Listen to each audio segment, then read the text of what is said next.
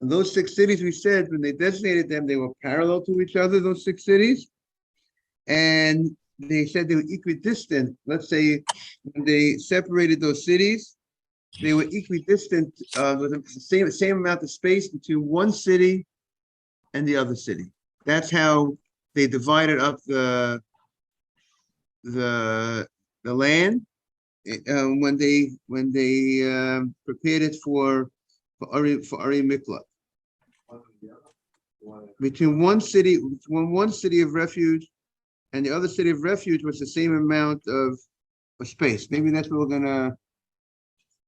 Because again, the Gemara said, the Mishnah says you have to divide it, and the Gemara said there was. If you look back on the Gemara on Testament Base 9b, the Gemara said that the pasuk says V'shilashta. V'shilashta on the bottom of the page of 9b, Shehu Mishuloshin. You have to divide it in 3. You have to divide the land into 3. Sheimidoram lechevron, from Doram, the south, to Chevron. Chevron is one of the cities of refuge. It's Chevron. Let's say you start the southern border. So you're starting from the border, where the beginning of the land of Israel in the south. So the space that's from the border, from the end, from the beginning, until Chevron, which is the first city of refuge, was the same amount of space from Chevron to Shechem, which was the second city of refuge. And from Chevron to Shechem, the distance of Chevron to Shechem was the same distance of Shechem to Kadesh. And from Shechem to Kadesh, the distance that you have from Shechem to Kadesh is Kadesh to Safon. It's going to be the same distance from Kadesh to the north, to the northern border. So now that's how we went from south to north, and it was equidistant each city. So if you think about it, you have, let's say it's going to be how many parts? You'll have 4 parts. If you put 3 cities over the land, so from the wall, the boundary, the city number 1 is first part. City number 1 to city number 2 is the second part. City number 2 to city number 3 is the third spot. And city number 3 to the wall, so to speak, to the border, is the fourth. So Israel will be divided into 4 parts, so to speak, with 3 cities. And each of those cities, if you would take a measuring and you would measure how much space is between each of the 3 cities of refuge, it's exactly the same amount of space between each city. All right, so let's say if we're going to break it up, let's say it'll be 100. Let's say it'll be 100 miles, right? So 100 miles. So it'll be 25 miles from the border to city number 1. What did I say? Let's say if they have 100 miles and I got to put 3 cities, and they have to spread them out over 100 miles. How would I spread 3 cities over 100 miles? Each city would be 25 miles away from each other. So if you put 3 cities 25 miles away from each other, so you will have each, that's how you would break it up. So city number 1 from the border will be 25 miles away. City number 2 will be 25 miles away from that, which would be 50 from the border. City number 3 will be 75 miles away, which would be, that would be city number 3. And then city 3 to the wall, to the next border, that's the space. So you have total, it's broken up into, you have 3 cities over the lands with equidistant to each other. Is that clear, Mr. Safdie? Okay. Now, the Gemara, I have to look at the psukim. The language of the pasuk over here. We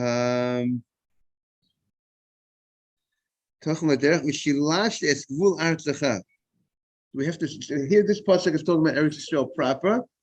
We have to look at the psukim. Maybe we'll get at the pasuk. This pasuk was talking about Eretz Yisrael proper. In Dvarim Perik Yutes Pasuk Gimel. We'll take a look at Perik Yutes Pasuk Gimel. The Pasuk says the following.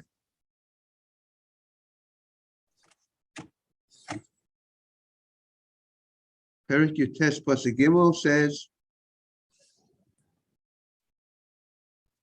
if anybody has any questions, feel free to ask.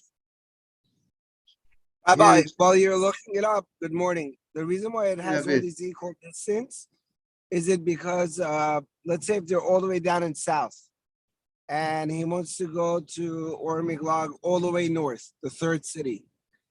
And if they kill him on the way, it's probably considered okay because he really should have ran to the closest one, which is city 1 as opposed to city 3. Right, that's true. But we want to make it easy for, we don't want a person to have to go at any time. Let's say in the example that I gave, if you had it 100 miles, we don't want anybody who have to go more. Exactly. We want to make it and nobody would have to go more than 25 miles. Correct. Right? But if the guy chooses to go more than the furthest distance, that's his neglect. That's his own risk. Right. That's his own risk. Okay. That's what I figured. No, Mr. Safdie is saying, the Navid is saying, if a guy chooses to go, he wants to go to, he knows the cities of refuge, and he wants to go to Hebron instead of going to Shechem. He could, but he's taking his own risk. If one, because one is obviously closer than the other. If a guy has a city of refuge near him, and he wants to go an extra trip, so he's doing it at his own. I don't recommend it. It's opening himself up to get killed. Or maybe the case would be that he knows that the relatives are out of town or whatever it is. He's not afraid. So the pasuk says. The question is, with the rabbis who are escorting him, the Talmidei Chachamim, would they allow that? They're like, why aren't you going here? Why do you want to go all the way north? Why are you wasting time? Yeah, I would think the rabbis would discourage him from going all the way north because they would tell him you're opening yourself up for possibly getting killed. Right. So the pasuk says, 3 cities you shall separate in your land that Hashem is giving to you, and says you should divide the gvul of your land. See, Mr. Safdie, here the pasuk is instructing us what to do when you get to the land of Israel. When you get to the land of Israel, you need to go ahead and divide it into 3 parts. Divide it out, equal distance. Now, regarding Mr. Safdie asked, what about the ones on the Ever Yarden? The ones on the Ever Yarden, Moshe Rabbeinu separated himself. Now, Moshe Rabbeinu separated himself, and logically, he would separate it in a way that would be also equidistant to each other. But the commandment of what's given for when you go to Eretz Yisrael, you have to do it equidistant. You have to see how Moshe Rabbeinu himself, when he did the 3 that he did.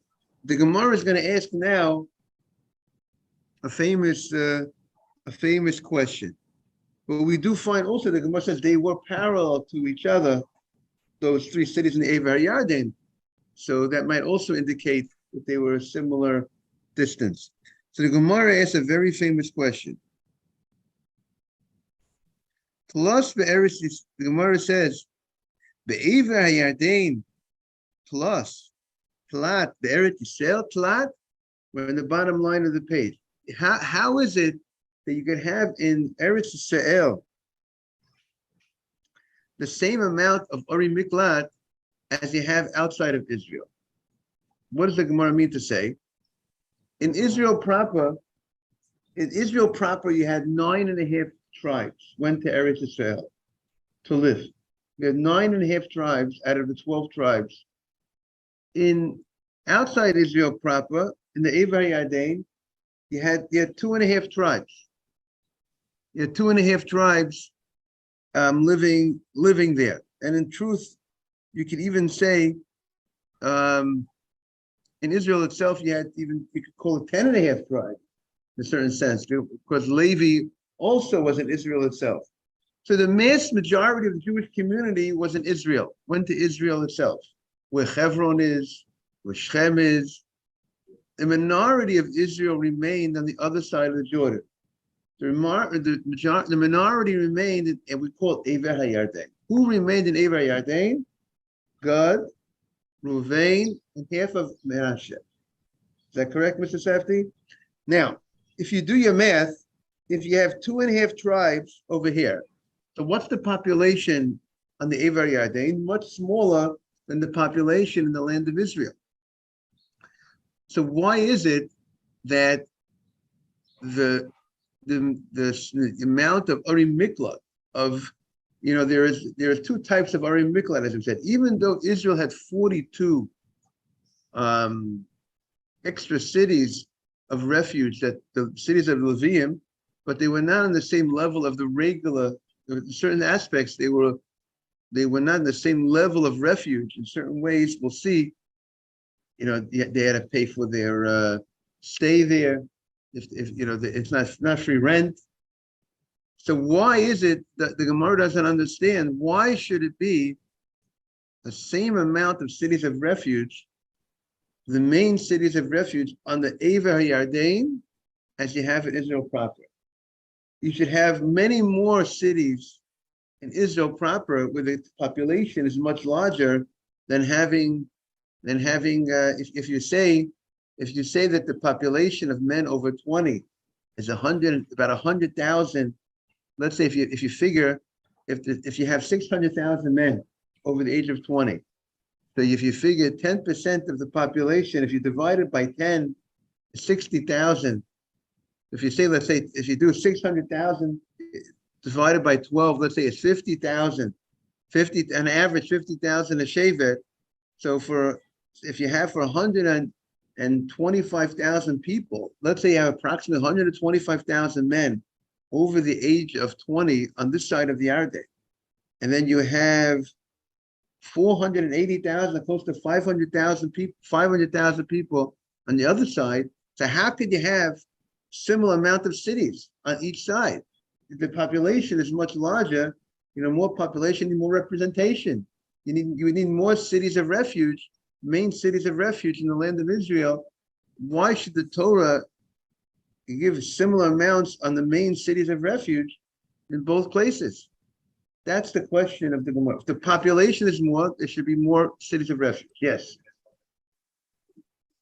that could, right. But the Gemara is still asking that we should have given similar. Good morning, Mike. Good morning, Mike. In the main cities of refuge, which we're giving them equal amount. And why should we give in the main cities of refuge the same amount? We should give at least more. More cities of refuge, main cities of refuge. So that's the Gemara's question. So the Gemara says a very interesting answer. Amma Abaye. Abaye says, "B'Gilad shchichi rotzchim." In Gilad, there was common murder was much more common. So what is the Gemara saying? The Gemara is saying in Gilad, where there is more murderers. So if there's more murderers, you're going to need more cities of refuge.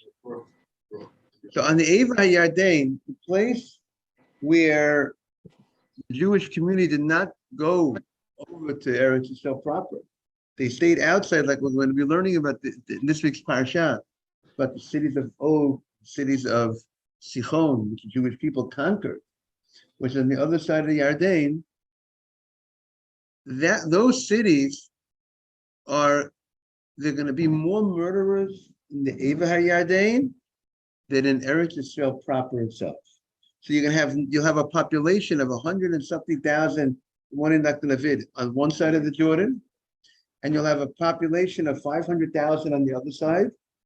But the amount of murders, the Arim Miklat, the cities of refuge, was for the murderers. So there's going to be more murders in this side than on the other side, because there's going to be more murderers on this side and the other side. There's certain communities that have more police than other communities. You could have a community that's very safe. They have a very small police presence. But the more difficult the community is, the more police presence you have to have. So even though you could have a much smaller population, correct, Mike? And that's the same thing the Gemara is saying over here. The population is so much smaller on this side of the Jordan, but nevertheless, because there's more murderers, we have to have per capita, we have to have more cities available. So therefore that's why it comes out that there's a similar amount of main cities of refuge on this side of Jordan as we have on the other side of the Jordan, even though there's so many more people on the other side of Jordan, but on that side is so much fewer murders.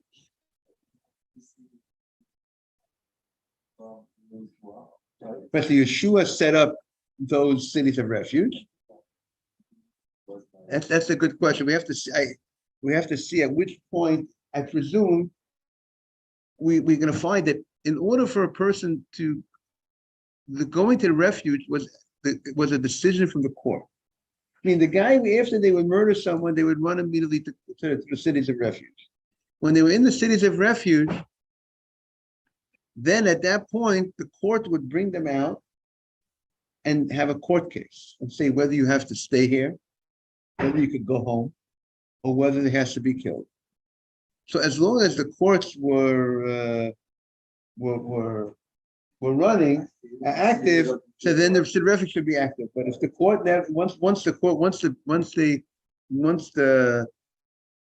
court stopped being active, then the cities of refuge would stop being active.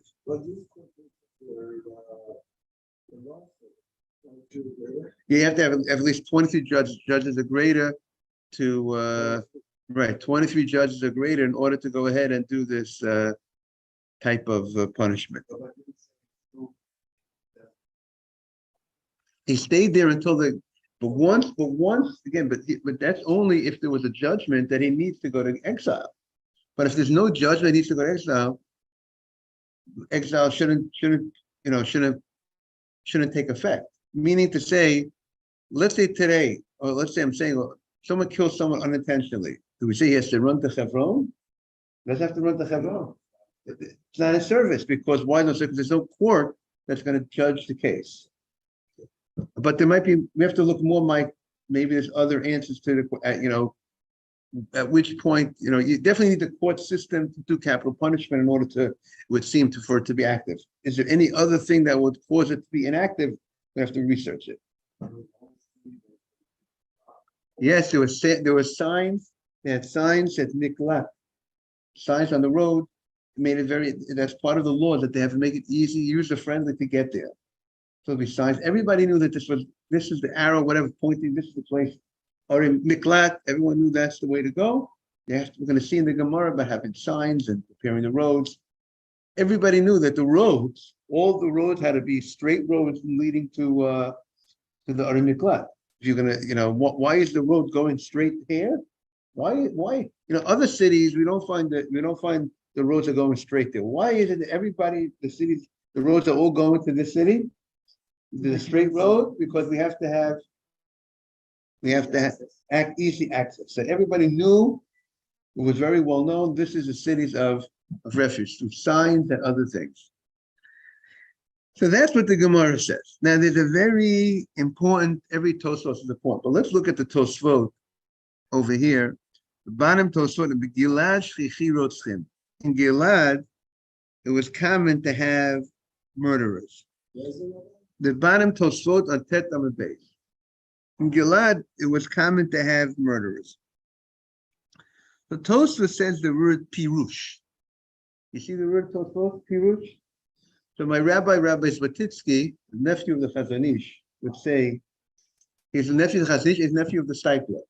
The Stipler and the Chazon Ish were brother-in-laws. The Stipler was Chaim Kanievsky's father. So he was first cousins with Chaim Kanievsky. My Rebbe was first cousins, and with Zvatitsky of blessed memory.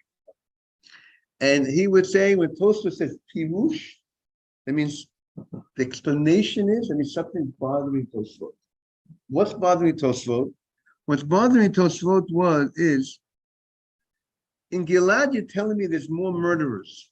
And because there's more murderers in Gilad, you're telling me that, therefore, as a result of that, you need so much city per capita.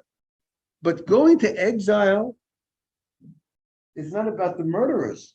Isn't exile about the people who kill unintentionally? So why is it that we need more cities of refuge? Because there's murderers. The murderers. Oh, so Mike said very beautifully. One answer that Mike says, one of the commentators give that answer, is that we're going to see in the Mishnah that even the people killed intentionally need to run there first. That's the first place they have to run. So because they need to run there first, even when they killed intentionally, so because of that, we need more cities of refuge, because the cities of refuge not only they serve for the people who killed unintentionally on a permanent basis. Or do they call them murderer until proven not guilty? Is everybody called a murderer if they kill until proven not guilty? Even a person. What do they? It's more common roast them as murderers. But you're right. Mike is saying another answer. Mike is saying we have to explain it. Mike is saying roast them could even refer to unintentional death. Is that what you're saying? A murderer, the Torah refers to the person who kills unintentionally also as a murderer. He's a murderer. I mean, he killed somebody. He might be innocent, he might not know that, but he still killed somebody. He's a killer. The question: what kind of is he totally clean? Is he, or did he get killed? Right. But he's a murderer. He killed somebody.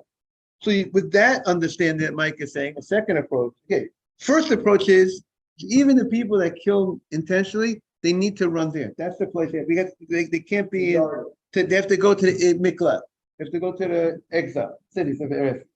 Until Tosa's question is, Tosa's question was, so the Gemara says there's more murderers in this place. Right. So Tosa's wants to know, but cities of refuge are not for murderers, they're for unintentional murders. Right. So what does it have to do with the fact there's more murderers? Why should that have to? Why do we need more space for that? So Tosa's answer is because not Tosa's answer. So Mike answers because it's true. Ari Miklat is a place for unintentional murderers that's only to permanently live there. But even the people who intentionally murder have to run there first. There's a law that they got to run there. They got to run there first. This guy intentionally murdered somebody. So therefore, we're going to need more. We want to make it more user-friendly to get there. Because we're going to need more because there's going to be more of those people that commit murders. There's another approach, which Tosa is going to say, there's more unintentional murders in this place than on the other place, on this side. Now, why is there more unintentional? So you can understand more intentional murders is there are people that are more, they kill intentionally more. You could say because people decide to kill other people intentionally, right? Like the first base of Mikdash was destroyed. One of the sins that they did was there was more murderers than normal in the Jewish community. There was idol worship. There was terrible sins, and one of them was murder. There was an issue of murder in the Jewish community. Of course, doesn't mean it was rampant, but it was too much. It was too many murders, and therefore that was one reason why the Beit Hamikdash had to come down. There was adultery. The big three were in the first Beit Hamikdash. There was issues of the big three sins. But what the issue is, you could say maybe in this place there's more murder. But how do you explain? But Tosa says, but there was more unintentional murder. How? Because we're going to find the Gemara that says the following: that what does Hashem do when a person kills someone intentionally and there's no witnesses? A person kills someone intentionally and there's no witnesses. Hashem gets him back. How does Hashem get? And then there was a guy who killed unintentionally. And Hashem also will get, and there was no witnesses. The guy didn't go to exile. Why didn't he go to exile? There was no witnesses. He didn't go to exile. So what does Hashem do? He makes them come to the same city. They come together to the same inn. This guy killed intentionally. This guy killed unintentionally. Guy who killed unintentionally will kill again unintentionally this guy who's a servant of death. So therefore, there's going to be, so those guys, now, so because there's more intentional murders in this town, those intentional murderers are going to have to get killed. And how are they going to get killed if there's no witnesses? They're going to get killed unintentionally. So what Hashem will do is, see the way the Maram explains, Hashem will bring, if this town, let's say Gilad, on this side of Gilad, has a problem with murder, what's going to happen is, those people that murdered are going to have, Hashem is going to, those people that murdered here intentionally are going to get killed. But how are they going to get killed? Through an unintentional murder. From a guy who unintentionally murdered someone else in the past, who now is going to, there was no witnesses against him, now there's going to be witnesses against him. What will happen? He's going to go up a ladder, before, let's say in the case he'll go up a ladder, the guy who killed intentionally without any witnesses will be on the bottom of the ladder. The guy who had killed unintentionally without witnesses will be on the top of the ladder. Then there'll be witnesses witnessing this, that he falls down the ladder, he kills the guy on the bottom, this type of case. And it can manifest itself in many different ways. And he falls down the ladder and he kills this guy. So that's how Hashem is going to make it happen. But also, additionally, Tosfos, look at Tosfos. Pirish, and there's one more point I want to say to the Tosfos.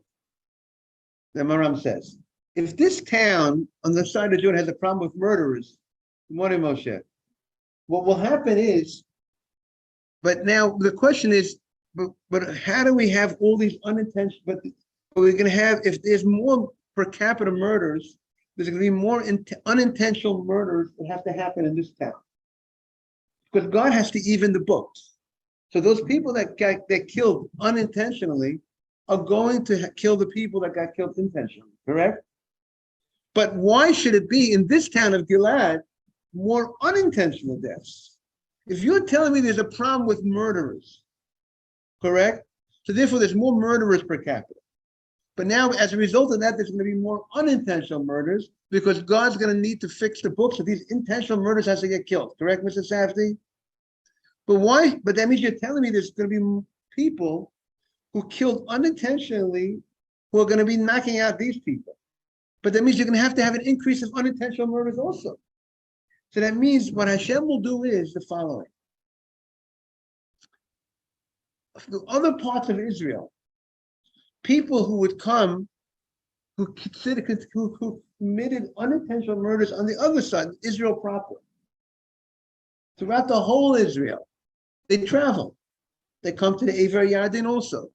When they're traveling and they're coming to the Ever Yarden, other side of the Jordan, Hashem is going to make the accident happen. I want to clarify this point. I think it's an important point. We have this side of the Jordan. They have an issue of murder. And they're going to have to, and God's going to, but this issue of murder, and many times people murder without witnesses. Most times you're not going to find, the mafia doesn't murder in front of people. Now, we're not going to compare the Jewish people to the mafia in any way. But the point is when murders happen, usually people murder without people. So now these murderers on this side of the Jordan need to be killed. So how is that going to happen? There'll be unintentional murder. The unintentional murder who had killed someone unintentionally in the past, who was the servant of exile, is going to cause the death of this guy. Is that correct? Is that clear? Mike, is that clear? The guy who previously killed someone unintentionally, but there was no witnesses, so he didn't go to exile, he will now be the one who will kill him unintentionally in front of witnesses and will now go to exile. On Makkos kapara on his first sin that he didn't, that nobody saw. And therefore, therefore he's going to have to go to exile here on this side of the Jordan. But then the question is, because this side of the Jordan, Ever Yarden, there's more murderers and more people have to be killed. The murderers have to be killed. So they'll be killed unintentionally. But then the question is, why are there more? That means these guys that you're telling me there's more unintentional murderers that are happening here than any other place. But how many people unintentionally murdered him to begin with? That you're going to say that we're going to have, let's say we have in this side of the Yarden, we're going to have 1,000 murderers that have to be killed. Let's say this side of the Yarden. But how many unintentional murder? You're going to need 1,000 unintentional murderers who had did in the past intentional murders to kill these 1,000. But why will there be so many unintentional murderers available to kill these guys? So what will happen is the unintentional murderers from all over Israel, not only from this side of the Jordan, from the other side, will be through their travels over their lifetime when they travel to this side of the Jordan. They will be available. Then God will punish them. They'll kill the guy here on this side. That means God's going to use the people from both the people who killed unintentionally on this side of the Jordan, and he'll use the people from the other side of the Jordan who killed unintentionally. When they travel here, Hashem will make it, the accident will happen on this side. Now, I once heard or saw an amazing insight. Now, there's another, Reb David Feinstein said, I'll tell you a beautiful thing that Reb David Feinstein said, of blessed memory, Allah Shalom. He said that in a place where there's more murderers, and I saw that the Maharal Prague, I think, says the same thing. When there's a place where there's more murderers, there's more accidents. In a place where there's more intentional murders, there's more unintentional murders. You know what it's like? When people have guns around, there's a lot of people with guns that intentionally kill people. There are more unintentional accidents happen. The gun was out, I didn't mean it. When you have the guns around, but he explained the following. He explained in Israel, going back, remember the 70s, late 70s in Israel, there was a lot of car accidents. Tremendous amount. Israel was known for a lot of problems with car accidents. And it wasn't just because there was an issue with the roads were narrow. That wasn't, the question was, why were there more accidents in Israel than other countries in the world? Correct? The other question? Other countries that were similar in its roads had less accidents than Israel. So Reb Feinstein explained, because Israel went through so many wars in such a short amount of time, so many lives were killed in such a short amount of time. So when people see life, it has an effect. When life is taken away so fast, so people live a more riskier life. Life loses its, that level of carefulness about life, because anyway, people subconsciously, they don't even realize it. They'll be more riskier because that level of life, they see life is, goes very fast. The life goes very fast, so they people in life, they'll take more risks and such a thing. They don't have that level of carefulness when they, is that clear what he's saying? When life is taken away so fast, so in such a place where the murder happens more often, it cheapens, in a certain sense, the appreciation of life. The point when you live. When people live in a place where there's so much crime, they're exposed to so much, so it has an effect on their cheapens the life. And that was his answer. And therefore, that's why there's more accidents. There's more unintentional murders in such a place. But Rav Cheskel Abramsky said a fascinating idea. He says, he addresses the other issue that we didn't address. Why were there more murderers in Ever HaYarden, on this side of the Jordan, than in Israel itself? Now, they all came from all the other part of the world. Therefore, they came from part of the world. But again, you have 2.5 shvatim here, 9.5 there. So why are there more intentional murders? We didn't address that issue. We said, what did you say? What did you say? 2.5 God, half Menashe, and Reuven are on this side of the Jordan. So first of all, I want to say, to address this question, you're not living in the holy place where the Sanhedrin is, or the Chachamim are.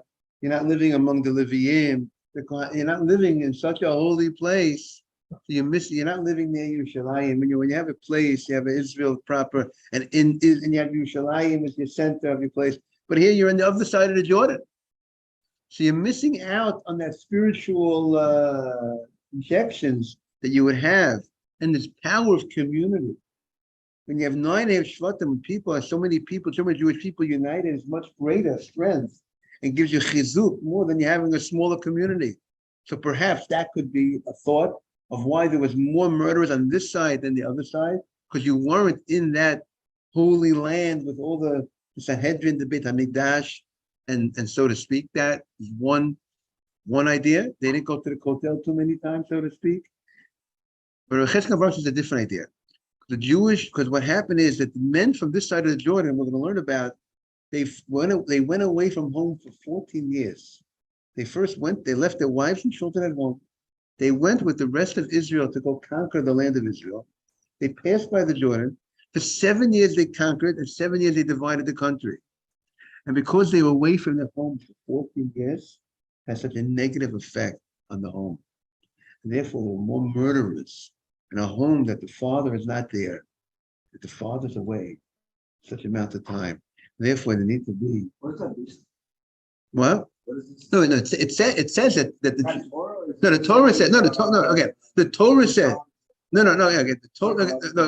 the Torah says that they were away from home. That the Torah says. Now his suggestion that the father not be home, all the fathers, that this community on the other side of the earth as a whole had no men over 20. All men over 20 for 14 years, there was no that this is declaring that role model of a father, of a parent, that figure was not there. So therefore, the effect that it had on the community was such an effect that the children that grew up in such a community were missing. The Tosfos is saying is because there were more intentional murders, there's going to be more unintentional murders. Because the intentional murderers have to be killed; they'll be killed unintentionally. Hashem will make sure that they leave this world.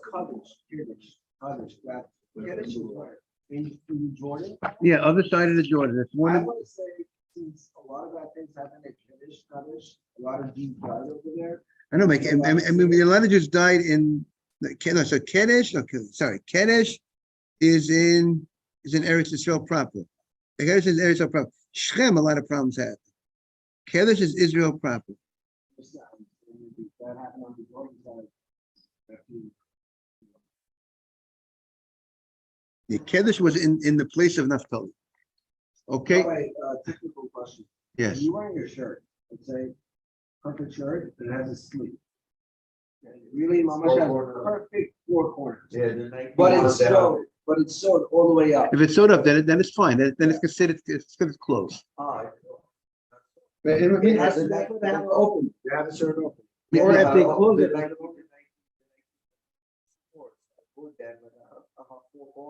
Exactly. Yeah, but they're open. But that you read, it's focused, but it's open all the way this way. It's open. It's closed. No. Those sitters, if you'll see, there's a space here. Right. With the place where you have the sitters, the ones that you have sitters on, Right, it's open. open. It's open, right? Right. Because if it would be closed, Then it would open like 3 inches. that doesn't require sitters. Oh, right. Because only if you ever see the rabbis, some of the big rabbis, they wear these coats, these long coats. So if they have to be careful, they don't open it so much in the back. Because if it's open too far, then it will be considered it's not considered closed.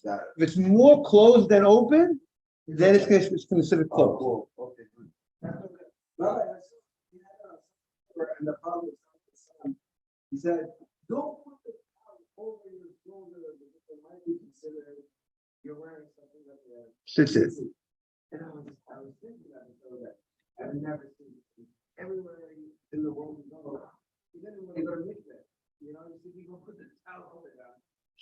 We have to look up those halachot.